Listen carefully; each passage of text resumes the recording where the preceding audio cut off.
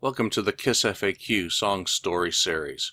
In this series, we'll focus on the histories of some of KISS's best and least known songs. In this episode, God Gave Rock and Roll to You Too, released on the Revenge album in 1992.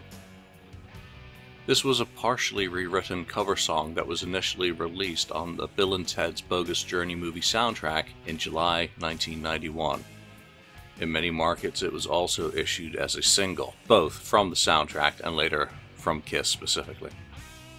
It proved to be a surprise hit in the United Kingdom, peaking at number 4 on the charts and holding a 4-week residency in the top 10 during 8 weeks total charting. As a result, it tied Crazy Crazy Nights as the best performing KISS single in that country. God Gave Rock and Roll to You Too was a cover of a Russell Ballard-penned song, originally released on Argent's 4th album, In Deep, in March 1973.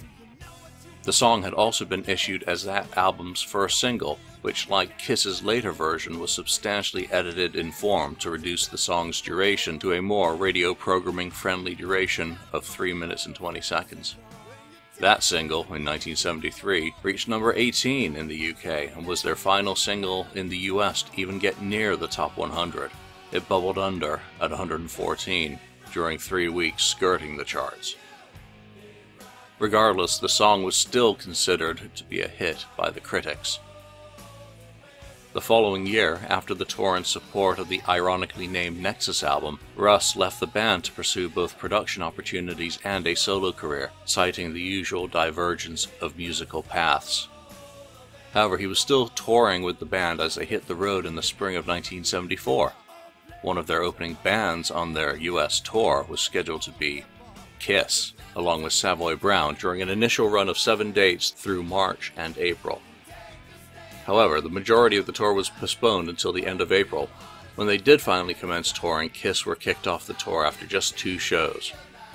Gene recalled in Kiss and Make Up, "For a number of shows, we opened up for Argent, a band led by Rod Argent, who had previously been a member of the great British invasion band, the Zombies. Argent had charted with at least one huge hit, Hold Your Head Up, and the band had a number of albums under their belt. We were novices compared to them. And as the junior band, we had to follow lots of arbitrary rules, one of which was the no encore rule. According to Argent, we could go out there and play only 8 songs, and then we had to close up shop. The only problem was that the audience wanted us for longer than that. Argent fixed that by shutting off our power after 8 songs. We'd be playing our hearts out, and the crowd would be screaming along, and then suddenly the lights would go dead. It would be demoralizing." and it was actually after a show in St. Louis that Argent threw KISS off the tour. Gene explained further, "During one show, our set went well as usual, and the audience was in a frenzy. We got to the end of our 8th song, and they were screaming as loud as they could, and we all braced for the lights to go dead, but they didn't. They stayed on. So we played an encore, and the crowd was still screaming. At that point, we didn't really have any more songs, so we actually went back and replayed some of the songs from earlier in the set. Finally, after the 3rd or 4th encore, we came off, drenched in sweat, completely confused about Argent's change of heart. It turns out that we owed our good luck to Junior Smalling, who had gotten into a little argument with Argent's road manager and pushed him into an anvil case and locked it shut. Needless to say, we were thrown off that tour, too." Paul also recalled touring with Argent in his 2014 autobiography, Face the Music. "When we played a few dates with the band Argent, their crew kept cutting our set short, pulling the power before we finished. They also fought us tooth and nail on all our effects. It's tough to follow a band that leaves the place filled with smoke to remind everyone throughout the rest of the concert that World War III had just been fought and won by 4 guys in 8-inch heels, black leather, and makeup. Then, on the last night of our tour leg with them, we miraculously had a trouble-free show. Afterwards, we found out why. Our crew had locked the guy in charge of their production in one of the huge road cases we carted our gear in. Our road crew believed in the cause." So they would have been aware of the song, as it would have been performed in the set as one of their more accessible songs, along with their bona fide hit, Hold Your Head Up.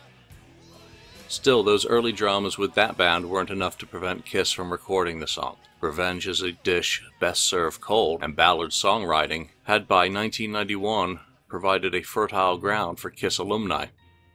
He had penned New York Groove and In the Night, covered by Ace Frehley, and Some Kind of Hurricane, covered by Peter. Fast forward to 1991, and Interscope's Records' Jimmy Iovine wanted to have Kiss on the Bill and Ted's Bogus Journey movie soundtrack. An additional demand was that Bob Ezrin produce the recording. There was a little more behind the story. Nigel Harrison, Blondie's former bass player, was working at the record label and thought that the song would work very well in the movie. So it was under consideration for use, though initially there were several bands under consideration for recording the song, including the London Choir Boys. That band had then recently emerged with their popular debut, A Bit of What You Fancy. The marquee value of Kiss, however, clearly had more appeal to the label's hierarchy. Paul recalled in Face the Music, We were asked to record God Gave Rock and Roll to You for the movie Bill and Ted's Bogus Journey, with Bob Ezrin producing, trying to capture some Destroyer-era magic and erase the memory of the elder. Eric desperately wanted to work on the song, but he was still very frail. You have to pay attention to your health now, I told him, whether that means recuperating on a tropical island or just resting and focusing on yourself. If I knew then what I know now, I never thought this might be his last chance to perform. I would have let him play, but at the time, I was sure he would beat the odds. So Eric Singer played that session, though Eric Carr came to LA and sat behind the drums for the video shoot. He had lost all his hair from the cancer treatment and had to wear a massive wig to replicate his natural puffball. He played like a man possessed during the video shoot, duplicating Eric Singer's parts in take after exhausting take. Once the time frame for Bob's involvement was resolved, the recording of the song just took 5 days. In the ending scene of the movie, Bill and Ted perform a guitar instrumental that segues directly into the Kiss recording, then continuing to midway throughout the first verse. That composition, lasting roughly 78 seconds, is known as the final guitar solo. It was written and recorded by Steve Vai.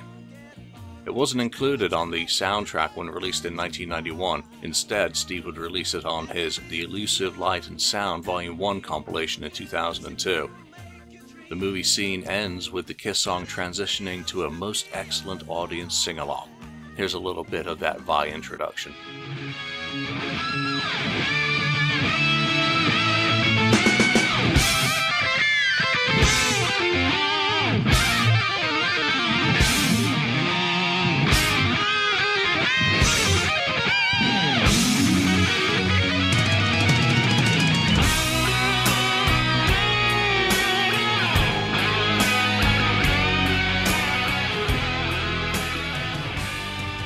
When the recording came out, it annoyed some fans of the Christian rock group Petra. That band had similarly covered the song in 1977 for their Come and Join Us album, with the fans not realizing that the Petra version was not the original recording or composition. Like Kiss, Petra had also updated the lyrics to fit their needs. Russ's original lyrics had touched on subjects influenced with his battle with depression at the time. Russ recalled the writing of the song during an interview with Tim McFate. If you've ever been depressed, it's one of those sorts of things where I was overworked and I just didn't get any sleep, and you sort of start feeling low. I never canceled a gig. I always worked my way through it, but if you've ever suffered from that kind of depression, you think it will never go away, day after day. But every day seems to be gray. You wake up and it's gray again, and it's gray again, and you think, is it ever going to change? I guess life is all about change. And suddenly, you seem to slowly come out of it.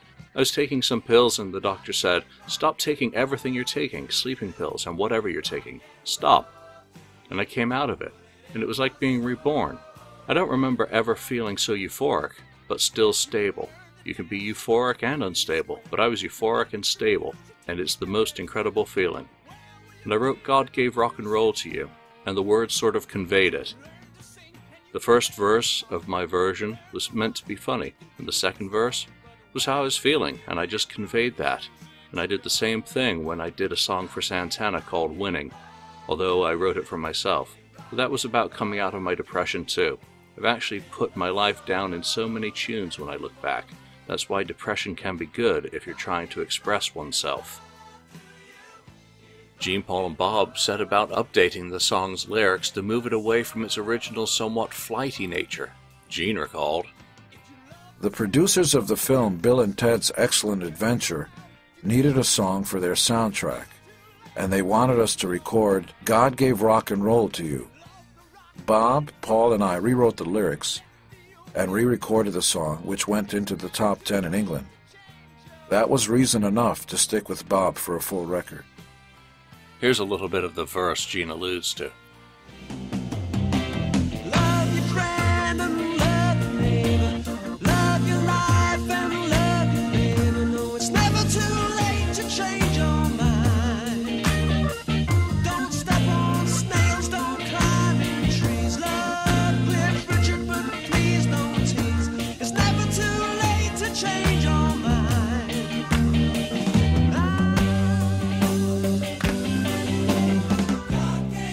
While changes were made, with Gene and Paul taking advantage of their vocal harmonizing, the overall character of the song was enhanced, but its core remained.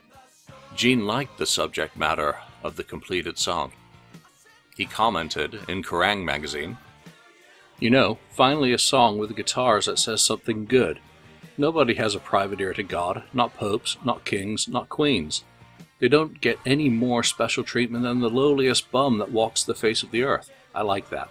That's the philosophy I subscribe to, that everyone is equally important." God Gave Rock and Roll came pretty quick, and we were real happy with that. So the album's going to be great.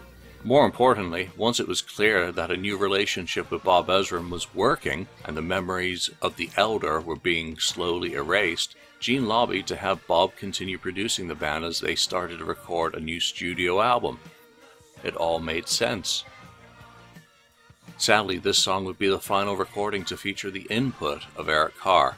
Regardless of whether he wanted to drum, he simply wasn't physically ready, having undergone heart surgery and being generally unhealthy as a result. He told Karen Lesniewski, "I would like to have played, and I feel good enough to play, but the bones in my chest are not healed, so I can't do it, no matter how I feel, because the fact of the matter is that I have unhealed bones in my chest and I have to let them heal, and that takes a couple of months." So either way, Eric Carr was not going to be behind the kit for the recording of the song. Gene and Paul had to look elsewhere. For the session, they used Eric Singer, who had worked with Paul Stanley on demo sessions in the late 1980s and had a strong reputation as a session player at the time. A music video would be filmed for the song, with the band still appearing in clothing closer to their Hot in the Shade look. Prior to shooting the video, the band, along with Eric Carr behind the kit now, had been conducting pre-production music rehearsals with Bob Ezrin in Los Angeles. What's been going on? I'm going to hurry up because I'll be here long. What's been going on? Well, I got sick. I got well, and here I am. They were interviewed by Providence's 94 HJY's Lou Brutus. Here's a bit of Paul Stanley from that interview giving an update on the song and what they're working on.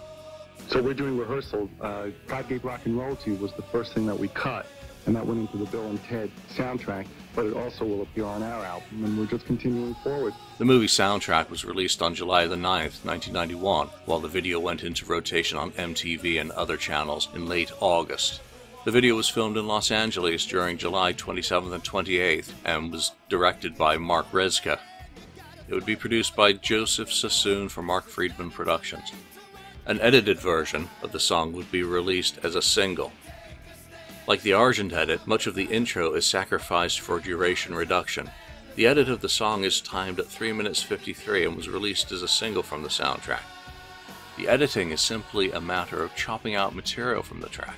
The extended intro of the song is cut by 38 seconds, and it results in the track beginning with the main chorus riff. After the harmonizing section that follows, the guitar solo on the ending section of the song is altered to remove 13 seconds of that guitar work and have the song resume by going directly into the chorus refrain. Paul's "I Know Life Can Sometimes Get Tough" rap remains intact at the end of the song, but the fade out also begins immediately following Paul's final "rock and roll!" exclamation. That removes a few more seconds from the original track. It's more elegant than many edits, which are little more than butchering of original recordings. That the song had already been released on a soundtrack album was a moot point to Gene, who commented in Kerrang! Magazine, We liked the song and wanted to put it on our record because Kiss fans would like the song, so why shouldn't they find it on a Kiss album rather than another company's record? As a result, the song was remixed to ensure that it fit with the sonic values of the rest of the material on Revenge. During the promotion of the movie song and single, the band would use the piece as a pointer to the general direction that they were going to be taking the new album. Paul later used it as a contrast to the other material specifically written for Revenge, also commenting in that Kerrang! Article. It's not one of the strongest tracks on the album, it's a good track, but there's stuff on the album that leaves it in the dust. The fact that it continued to be performed by the band into the 21st century speaks more volumes about the importance of the song in the band's catalog. However, if there's a simple message to be taken from this song, perhaps the movie gets it right, and it's simply, be excellent to one another. Sunday, Kiss drummer Eric Carr died of cancer at age 41 in a New York hospital. The loss of Eric Carr was a tremendous, tremendous loss for us and for the fans. And, you know, you keep going forward. Nobody would want you to stop because they're gone. That's always been the Kiss philosophy, is to try to slug through it and keep going forward. To everyone he gave the song to be sung.